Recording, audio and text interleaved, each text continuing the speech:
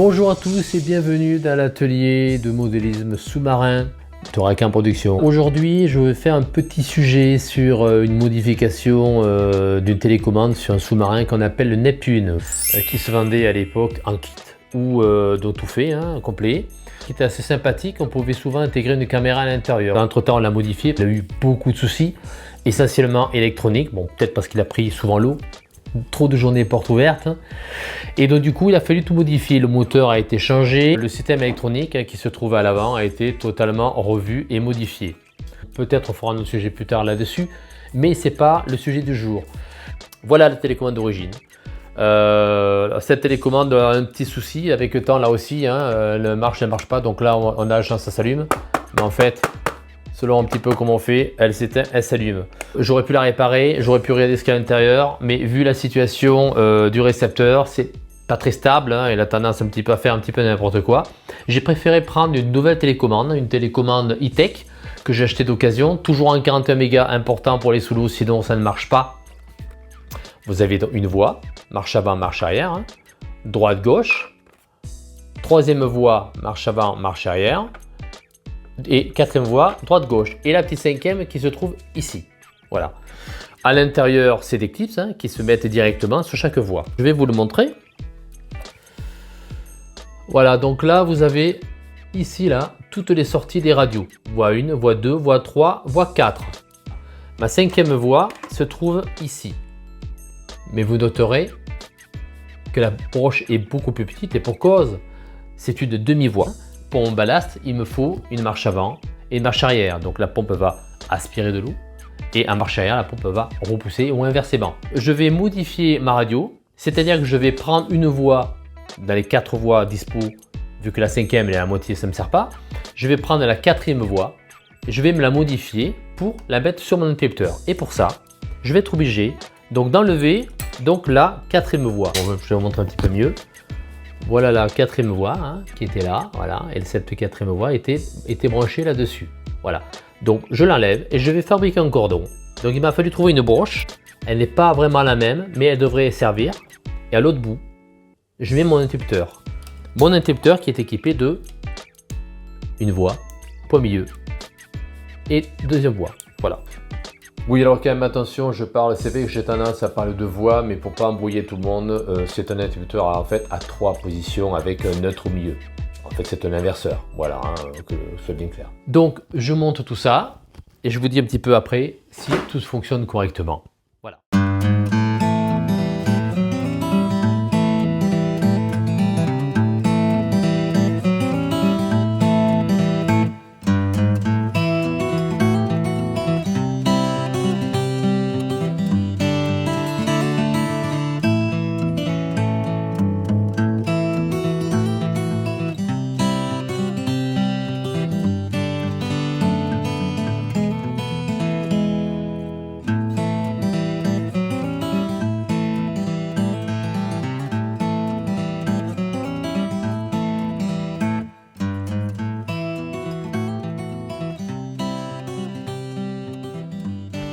Alors l'erreur que je peux avoir à la limite, c'est une inversion, c'est-à-dire mon interrupteur sera mal placé vers le haut ou vers le bas, mais c'est pas gênant, je pourrais toujours le modifier.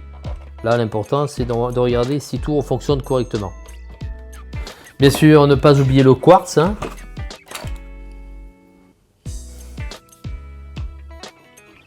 Voilà. La nouvelle télécommande avec mon petit commutateur. Milieu avant. Donc en fait, ça sera le commutateur pour le ballast, marche avant, marche arrière. Sauf que c'est un potard. Ça me permettra d'alimenter la pompe. D'ailleurs, elle va pomper l'eau, elle pourra rejeter pour le ballast. Alors voyons maintenant si ça marche. Je mets la radio. Donc les ailerons de profondeur en marche. Voilà la direction.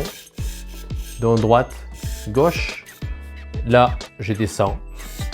Je remonte, je cadre impeccable moteur. Très bien, et maintenant l'important c'est ce petit bouton ici. Alors pour ça je vais brancher ma cinquième voie. Elle est ici, la voilà.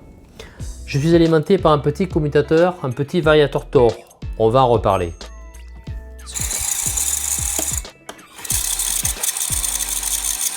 Voilà, très bien. Le système marche très bien. Donc on va le garder comme ça. À l'origine, pourquoi tout ça? En fait, il a fallu remodifier la partie électronique qui était intégrée dans un petit module à l'époque dans ce sous-marin. Ce n'est plus le cas maintenant et puis le temps est passé. Alors on équipe nos systèmes de ce qu'on appelle de fail-safe. C'est un petit module, hein. C'est un petit module, le voilà, le fail-safe.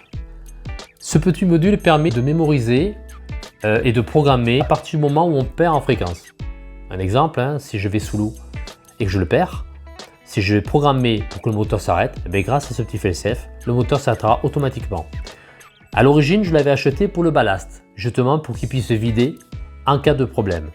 Sauf que ce petit variateur, il est très efficace, il marche très bien, mais par contre il ne réagit pas avec fail-safe.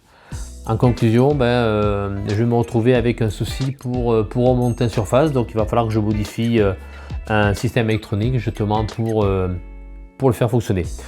Pour l'instant, déjà, donc tout marche.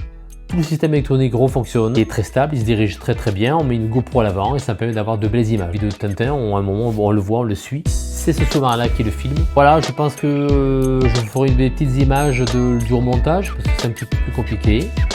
Et je vous dis à bientôt.